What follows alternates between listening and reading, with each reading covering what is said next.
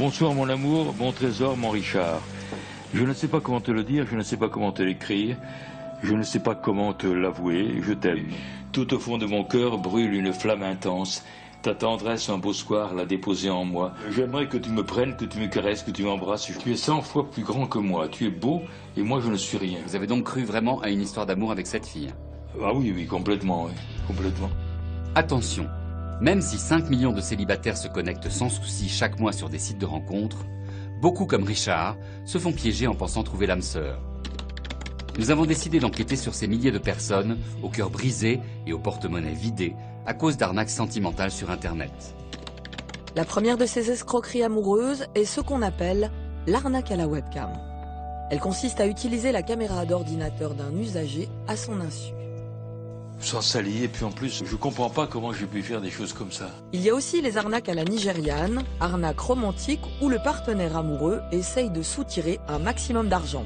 J'avais l'impression d'être dans un filet, la nasse se resserrait, se resserrait, se resserrait. Toutes les victimes vous racontent la même chose, c'était leur plus belle histoire d'amour. Combien de fois j'ai pensé au suicide? Pour réaliser leurs arnaques, les escrocs fabriquent de fausses identités à partir d'images piochées sur le net sans que le propriétaire ne s'en aperçoive. J'ai reçu un petit mot d'une femme qui me dit « Voilà, monsieur, j'ai été piraté à cause de vos photos, etc. etc. » C'était un faux profil. C'est le numérique qui a fait que l'escroquerie peut se développer auprès d'une population plus importante. Plus insidieux, le mariage gris est comme un mariage blanc. À une différence près, l'un des partenaires croit faire un mariage d'amour alors que l'autre veut un titre de séjour. Les mariages gris, ce sont les associations de victimes elles-mêmes qui l'ont choisi. Moi, je préfère escroquerie sentimentale.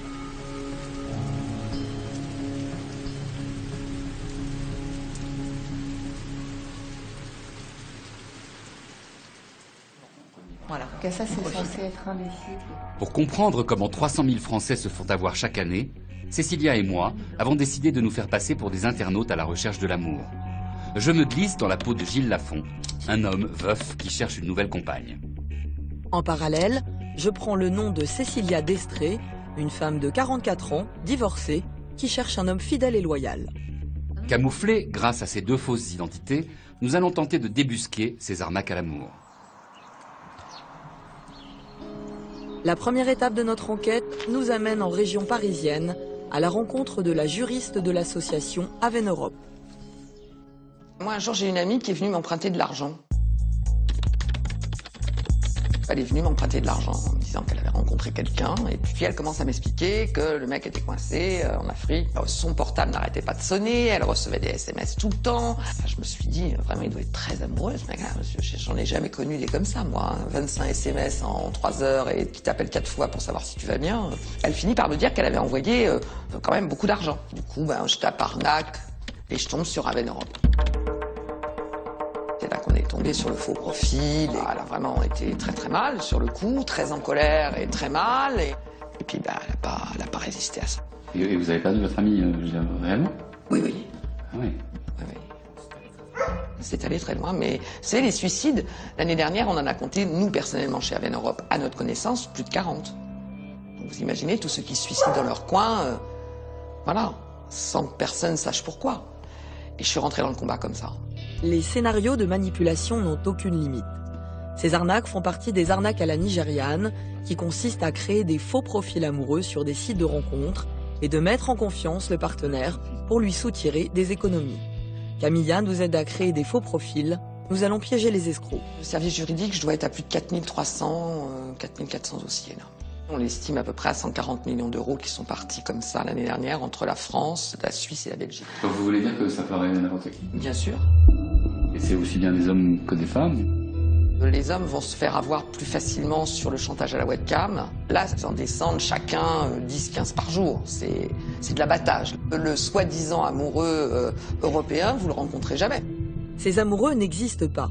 On les appelle des brouteurs africains. Leur technique est toujours la même. Une fois qu'ils ont ferré une victime sur le net, ils l'isolent pour la passer sur webcam. Nous partons à Limoges pour rencontrer une nouvelle victime tout juste sortie des griffes d'une arnaque amoureuse. La prise de conscience est toujours difficile. Anne-Marie, je lui ai bien expliqué qu'elle avait affaire à quelqu'un derrière, qui était un Africain de l'Ouest. Elle m'a envoyé donc la photo, ce qui m'a permis de savoir qui était l'usurpé. Et ça tombait très bien, puisque c'est un profil, un faux profil sur lequel j'ai énormément travaillé. C'est ce qu'on appelle le profil de l'Italien. Pour être plus crédible, les escrocs utilisent des vidéos d'une même personne dans différentes situations de la vie quotidienne, mais aussi dans des positions plus osées. Le profil de l'Italien Massimo fait partie du kit classique que les escrocs africains, qu'on appelle les brouteurs, se revendent sur Internet. Les victimes ne réalisent pas qu'elles parlent avec des images préenregistrées qui n'ont rien à voir avec leurs prétendus amoureux. Parfois, il arrive que des brouteurs se fassent démasquer devant leur écran, comme cet Africain qui se cache en fait derrière le profil de notre soi-disant Italien. Je lui ai demandé d'aller sur notre page Aven Europe, et là, elle hurlait dans le téléphone. C'est pas possible, mon Dieu, non. Elle est quand même persuadée que cet homme n'existe pas. Alors, en fait, si vous voulez, elle est toujours très amoureuse de l'image. Elle espère rencontrer le vrai. Mais les escrocs ne lâchent pas facilement leur proie. À 60 ans, Anne-Marie en a fait les frais. En à peine un an, elle y a laissé les économies de toute une vie sans avoir jamais vu son amoureux. Aujourd'hui, c'est l'heure de faire les comptes. J'avais confiance, quoi. Lui, il disait que vous aimez. Ah oui, oui, ben, les lettres et les mails d'amour, ça j'en ai. Hein. Ah, vous avez parlé avec lui pendant un an. Oui. Vous avez commencé à payer à partir de combien de temps? Du deuxième, du troisième mois. Donc la note va être salée. Vous ne vous êtes jamais dit, je vais m'arrêter? On peut pas.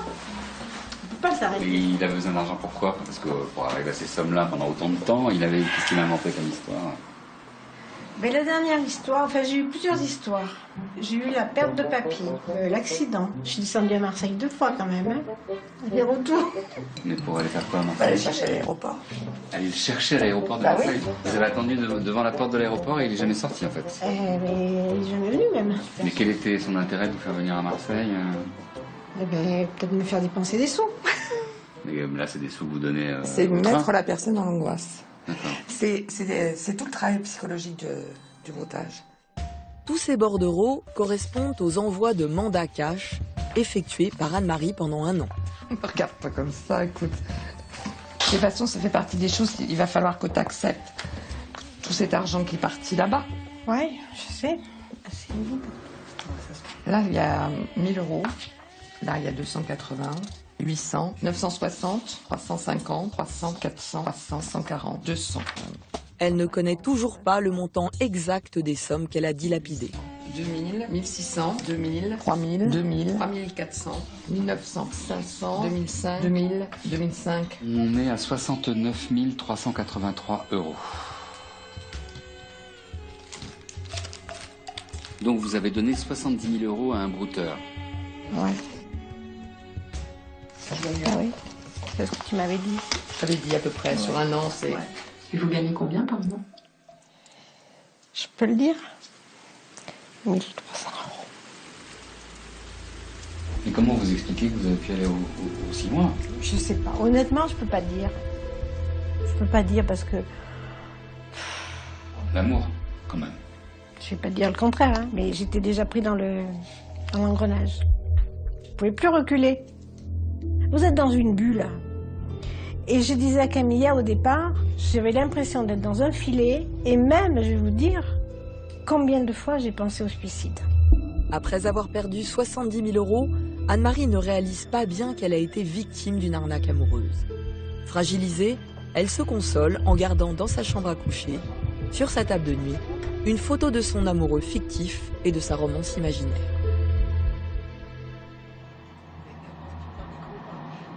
Dans le train du retour, je consulte mon compte sur des sites de rencontres sous lesquels je viens de m'inscrire avec mon faux nom.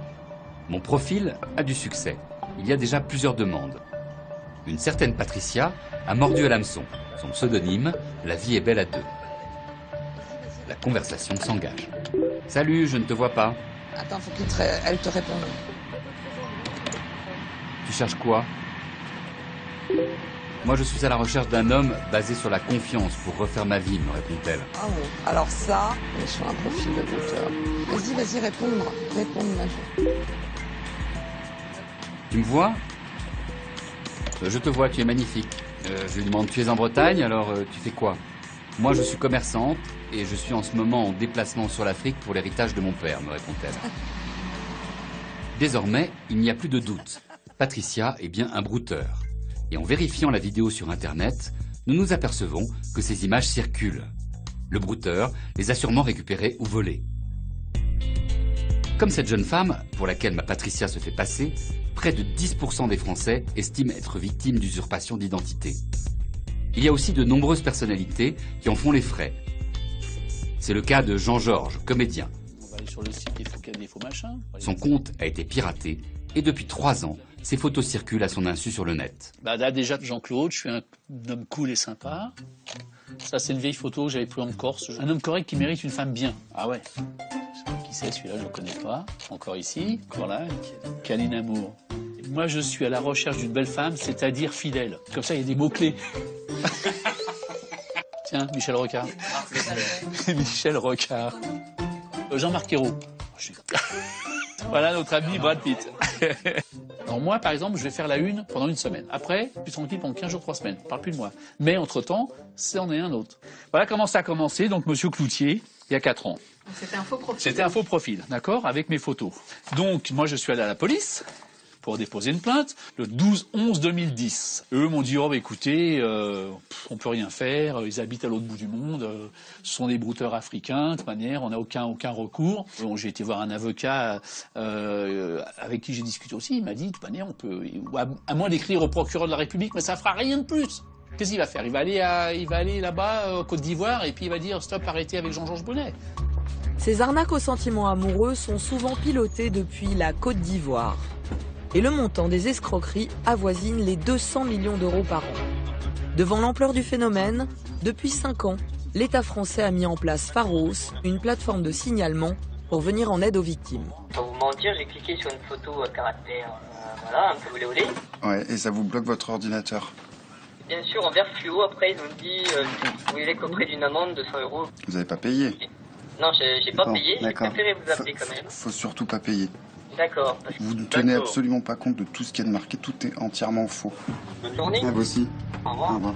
Sur 130 000 signalements, un tiers concerne des arnaques à la nigériane.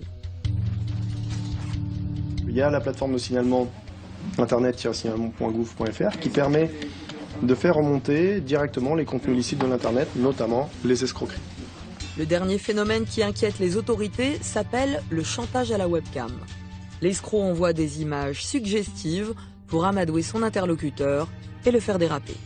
Il va proposer une caméra sexuelle et dans laquelle il va demander à l'homme de s'exhiber. Voilà. Donc l'homme pris en confiance le fait et se retrouve enregistré par l'escroc qui après le menace de diffuser la vidéo s'il ne lui verse pas de l'argent. L'objectif, c'est d'empêcher la diffusion des vidéos à caractère pornographique et d'empêcher que la victime subisse des pressions qui peuvent malheureusement, dans certains cas, comme c'est produit l'année dernière à l'étranger, conduire jusqu'au suicide de la victime. Richard est veuf et retraité. Après s'être inscrit sur des sites de rencontres, il s'est fait piéger avec la webcam de son ordinateur. Grâce à l'association Aveux du Net, il a réussi à localiser ses escrocs, 2 brouteurs ivoiriens qui n'ont pas réellement été inquiétés. Il se faisait passer pour de jeunes femmes peu farouches. Ouais, là, c'était une sacrée. Vous avez quel âge? 76 ans. Ah oui, quand même. Oui. Je ne les fais pas, hein. Non. D'accord, merci. Donc, à 76 ans, vous allez faire des rencontres avec des petites jeunes. Oui. Comment vous l'avez rencontrée alors celle-là? Elle m'a demandé de faire une vidéo assez compromettante, quoi. Enfin, une vidéo, dire bon, et puis oui, c'est ça. Oui. Ah oui, donc vous êtes déjà dans une relation très intime tous les deux. On peut appeler intime. Enfin, vous vous dites des mots d'amour. Ah oui, mais je vais vous montrer le truc qui est plus loin, qui est incroyable. Et là, elle vous dit, faisons l'amour par l'internet de la caméra. Voilà, tout à fait. Elle vous montre une vidéo porno et elle vous demande de faire la même chose. Oui, elle me demande, c'est le gars qui a, je sais pas comment... le brouteur, on appelle ça le brouteur. Le brouteur, voilà. Mais le gars que j'ai eu au téléphone, c'était un dimanche après-midi, il était hyper menaçant. Hein. Alors pendant 8 jours, j'ai eu peur de voir arriver je sais qui. Hein.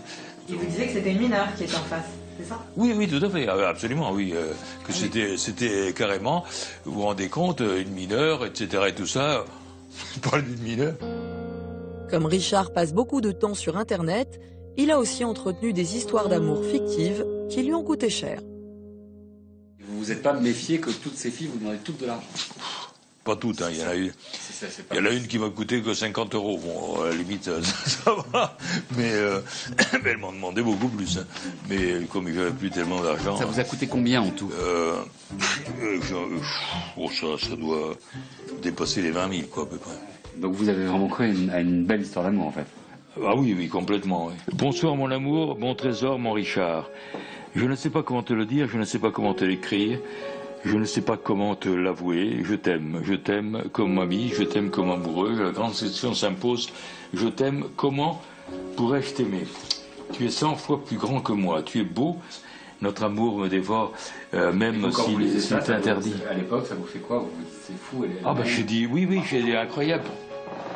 Et voilà, je ne vais pas vous lire tout ça parce que...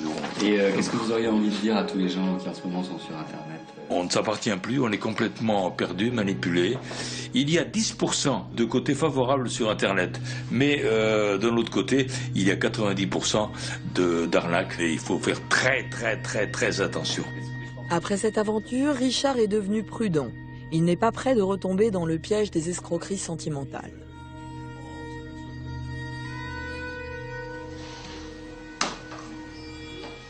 Depuis quelques jours, je reçois de nombreuses sollicitations de Patricia. Elle dit être coincée en Côte d'Ivoire pour toucher à un mystérieux héritage soi-disant de son père décédé. Patricia m'écrit: le notaire de mon père m'a sonné ce matin à propos de l'héritage que mon père m'a laissé. Ce notaire me demande si j'ai un homme de confiance qui pourrait m'aider et recevoir les sous. J'appelle immédiatement Patricia pour entendre la voix de cette soi-disant jolie blonde bretonne. Patricia? Oui, c'est Patricia, comment allez-vous, monsieur? Ça va, et toi? Oui, ça va, mais... À l'évidence, la voix de Patricia n'est ni très française, ni très féminine. Elle ressemble plutôt à celle d'un homme qui imite la voix d'une femme. Sûrement un brouteur ivoirien. Patricia me demande clairement de l'argent, une petite somme, 150 €, pour payer les taxes chez le notaire. La tentative d'arnaque commence. Comme je me montre réticent à payer, Patricia me met en relation avec un prétendu notaire. Il prend très vite le relais et m'envoie un mail plus explicite. Patricia est l'héritière d'une somme de 160 millions d'euros. Une fois reçus les 150 €, je vous enverrai la copie du testament pour continuer la procédure. Oui, bonjour. Comme je ne réponds pas assez rapidement, le prétendu notaire, évidemment un complice du brouteur, passe à la phase suivante. Je vous entends pas très bien, si vous pouvez parler un peu plus fort. Oui, je sais. Mais vous êtes installé à Paris? Votre cabinet est installé à Paris ou à Abidjan? Je suis à Abidjan, monsieur. Vous êtes sûr que c'est 160 millions d'euros, son père, qui lui donne en héritage? 160 000 € qu'on passe. Ah oui, d'accord. On se voit dans une semaine à Abidjan? Intrigué par cette histoire, je décide d'aller sur la piste de Patricia et de son notaire. Direction la Côte d'Ivoire. À Abidjan, les escrocs se sont spécialisés dans les arnaques aux sentiments, notamment avec les francophones. Le pays est désormais sur une liste noire des transactions commerciales en ligne. À la sortie de l'aéroport, Patricia m'appelle. Comment? Patricia veut que je vienne la chercher chez elle. Mais le taxi, effrayé, me dit qu'il refuse de m'emmener dans son quartier trop dangereux. Il pense que des brouteurs m'attendent là-bas pour me dépouiller. Cela arrive régulièrement à des hommes français. J'appelle Patricia pour lui dire que je préfère la rencontrer dans un café à côté de chez elle. Patricia? Bon, j'arrive à Cap Sud. Quand je suis dans le Cap Sud, je te sonne. D'accord. Ah ben voilà, Cap Sud Café. Mais à l'heure dite, pas de Patricia. Oui, ben viens d'abord au café, on parle, on boit un coup et c'est tout prêt. C'est tout prêt, tu viens? Bien évidemment, Patricia ne peut pas venir physiquement à un rendez-vous puisqu'elle n'a jamais existé. C'est du Nigeria que sont parties les arnaques à la nigériane. Ciblant à l'origine un public anglophone, ces escroqueries se développent désormais dans toute l'Afrique de l'Ouest, principalement en Côte d'Ivoire, à destination de victimes belges, suisses et françaises.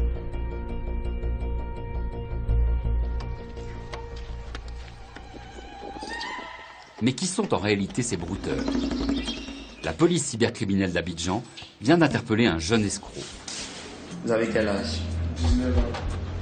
Vous faites quoi? On va sur le net pour chercher un peu le plan pour pouvoir les structurer un peu l'argent. Il s'est fait arrêter dans un cybercafé, le lieu de travail de la plupart des brouteurs africains. Le nom que tu prends pour blaguer les plans, c'est quoi? Flora Flamand. C'est quoi? C'est la photo de qui? C'est la photo d'une actrice de porno, Alice Angel.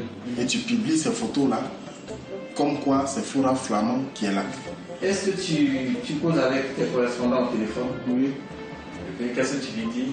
Que étant en France, je viens d'arriver en Côte d'Ivoire et puis à cause d'une déception amoureuse, etc. Et puis on cause. Comment tu le fais? Je change ma voix et puis je cause. Tu chantes ta voix? Comment tu fais? Il prend mon nom. Oui, je pipi, c'est mon frère, puis on cause. Tu gagnes combien au moins? Au total, ça peut faire 30 millions.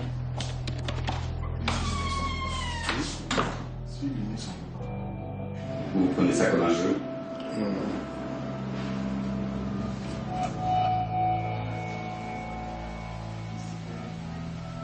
Vous avez conscience du mal que vous faites de l'autre côté? Des souffrances que ça représente? Oui. Même s'ils risquent jusqu'à 20 ans de prison, les brouteurs renoncent difficilement à l'argent facile.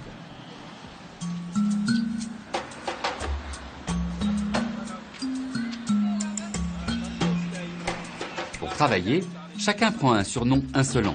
Ici, le brouteur s'appelle CFA, nom de la monnaie locale ivoirienne.